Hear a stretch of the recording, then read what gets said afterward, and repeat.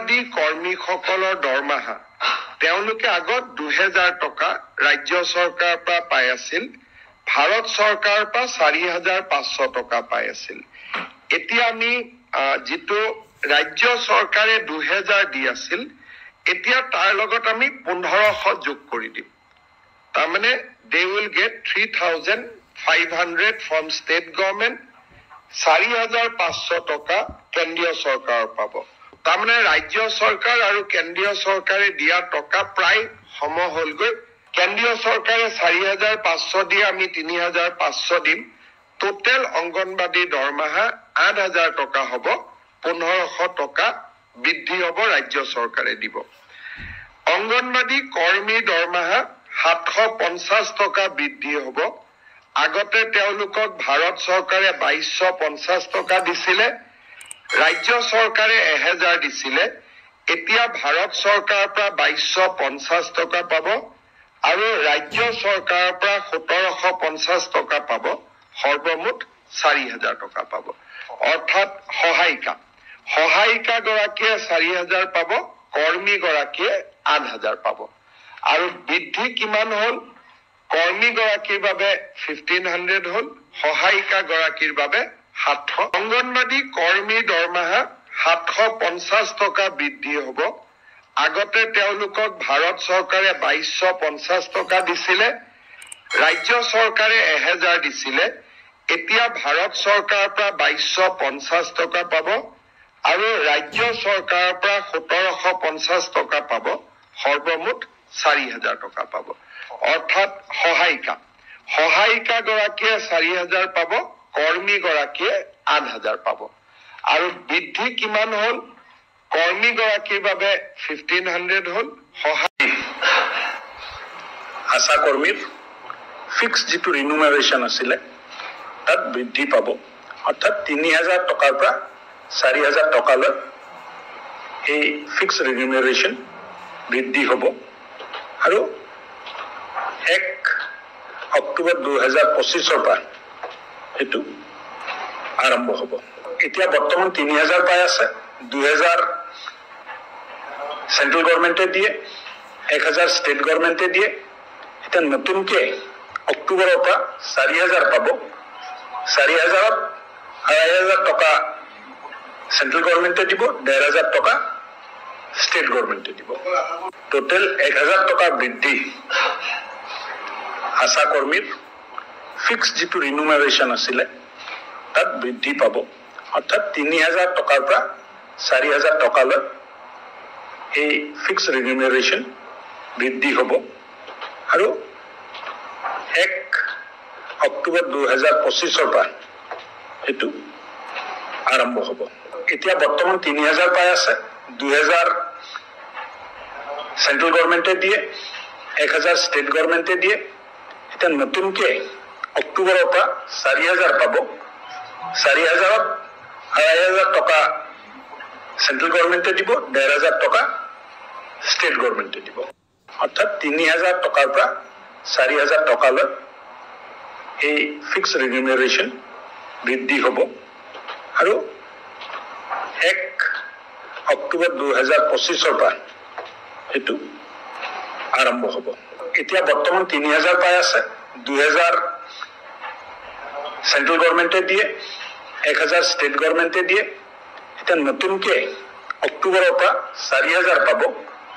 4000ত 2500 টকা চেন্ট্ৰেল গভৰ্ণমেণ্টে দিব, 1500 টকা ষ্টেট গভৰ্ণমেণ্টে দিব। কাৰোবাৰ যি ধৰণে নহওক কিয় প্ৰৰোচনাত পৰি কৈ থাকে যে অক্ষয় পাত্ৰ আহিব, আমাৰ চাকৰি যাব। আমি সকলোকে বাৰে বাৰে কৈ আছিলো যে বিশেষকৈ কিছুমান বাওঁপন্থী ৰাজনৈতিক আদৰ্শৰ লোক এই ৰান্ধনীসকলৰ মাজত সোমাই যায় আৰু আন্দোলন কৰিবৰ কাৰণে বাইদেউসকলক লৈ আহে। মই ডিব্ৰুগড়ৰ এখন মিটিঙত কৈছিলো যে চাকৰি যোৱাটো কথাই নাই, 2 এদিনতে তেওঁলোকৰ দৰমহা বাঢ়িব। আজি কেবিনেটে তেওঁলোকে আজিৰ দিনত 1500কৈ টকা দৰমহা পায়। 1 অক্টোবৰৰ পৰা তেওঁলোকৰ দৰমহা আমি 2000 টকালৈকে বৃদ্ধি কৰিছো। অৰ্থাৎ ৰাজ্য চৰকাৰে 500 টকা আগতে দি আছিল, কেন্দ্ৰই 1000 দি আছিল। এতিয়া কেন্দ্ৰ 1000 দিব, ৰাজ্য 1000 দিব, টোটেল 2000 টকা এগৰাকী মধ্যাহ্ন ভোজনৰ বাইদেৱে ৰান্ধনীয়ে লাভ কৰিব। আৰু এই আঁচনিটো ৰূপায়ণ কৰিবলৈ যাওঁতে ৰাজ্য চৰকাৰে 108 কোটি টকা খৰচ কৰিব লাগিব। মধ্যাহ্ন ভোজনৰ ৰান্ধনীয়ে কাৰোবাৰ যি ধৰণে নহওক কিয় প্ৰৰোচনাত পৰি কৈ থাকে যে অক্ষয় পাত্ৰ আহিব, আমাৰ চাকৰি যাব। আমি সকলোকে বাৰে বাৰে কৈ আছিলো যে বিশেষকৈ কিছুমান বাওঁপন্থী ৰাজনৈতিক আদৰ্শৰ লোক এই ৰান্ধনীসকলৰ মাজত সোমাই যায় আৰু আন্দোলন কৰিবৰ কাৰণে বাইদেউসকলক লৈ আহে। মই ডিব্ৰুগড়ৰ এখন মিটিঙত কৈছিলো যে চাকৰি যোৱাটো কথাই নাই, 2 এদিনতে তেওঁলোকৰ দৰমহা বাঢ়িব। আজি কেবিনেটে তেওঁলোকে আজিৰ দিনত 1500কৈ টকা দৰমহা পায়। 1 অক্টোবৰৰ পৰা তেওঁলোকৰ দৰমহা আমি 2000 টকালৈকে বৃদ্ধি কৰিছো। অৰ্থাৎ ৰাজ্য চৰকাৰে 500 টকা আগতে দি আছিল, কেন্দ্ৰই 1000 দি আছিল। এতিয়া কেন্দ্ৰই 1000 দিব, ৰাজ্যই 1000 দিব, টোটেল 2000 টকা এগৰাকী মধ্যাহ্ন ভোজনৰ বাইদেৱে ৰান্ধনীয়ে লাভ কৰিব। আৰু এই আঁচনিটো ৰূপায়ণ কৰিবলৈ যাওঁতে ৰাজ্য চৰকাৰে 108 কোটি টকা খৰচ কৰিব লাগিব। কাৰোবাৰ যি ধৰণে নহওক কিয় প্ৰৰোচনাত পৰি কৈ থাকে যে অক্ষয় পাত্ৰ আহিব, আমাৰ চাকৰি যাব। আমি সকলোকে বাৰে বাৰে কৈ আছিলো যে বিশেষকৈ কিছুমান বাওঁপন্থী ৰাজনৈতিক আদৰ্শৰ লোক এই ৰান্ধনীসকলৰ মাজত সোমাই যায় আৰু আন্দোলন কৰিবৰ কাৰণে বাইদেউসকলক লৈ আহে। মই ডিব্ৰুগড়ৰ এখন মিটিঙত কৈছিলো যে চাকৰি যোৱাটো কথাই নাই, 2 এদিনতে তেওঁলোকৰ দৰমহা বাঢ়িব। আজি কেবিনেটে তেওঁলোকে আজিৰ দিনত 1500কৈ টকা দৰমহা পায়। 1 অক্টোবৰৰ পৰা তেওঁলোকৰ দৰমহা আমি 2000 টকালৈকে বৃদ্ধি কৰিছো।